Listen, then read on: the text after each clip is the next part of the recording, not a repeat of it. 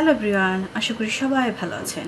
আজকে আমি কলার ভর্তা করব, সেই রান্নাটাই আপনাদের সঙ্গে শেয়ার করব। এই যে কাঁচকলাটা আর এভাবে কেটে নিব আর সিদ্ধ দিব, সিদ্ধ দিয়ে তারপরে ভর্তা করে নেব। আর কলা ভর্তা করার জন্য আমি কলাটা সুন্দর করে সিদ্ধ করে নিছি। এখানে পেঁয়াজ কুচি, মরিচ আর হচ্ছে লেবু পাতা, এটা একসঙ্গে আমি ভর্তাটা বানিয়ে নিব। পেঁয়াজ আর মরিচটা আগে মাখাই নিব সুন্দর করে।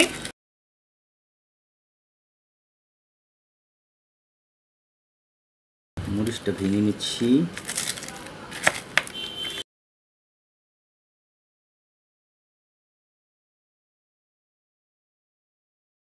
লবণ দিয়ে দিব পরিমাণ মতো, আর হচ্ছে সরিষার তেল।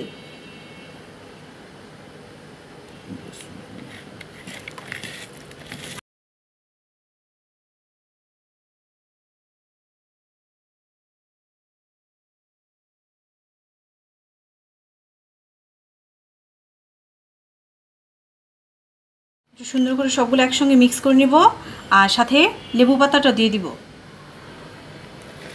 হ্যাঁ, লেবু পাতাটা দিলে খুব সুন্দর স্মেল আসে আর খেতেও খুব ভালো লাগে। বানানোটা কমপ্লিট হয়ে গেছে আর খুবই ভালো হয়েছে, ঝালও হয়েছে খুব প্রচুর। ওকে, ভালো থাকেন সবাই, টাটা।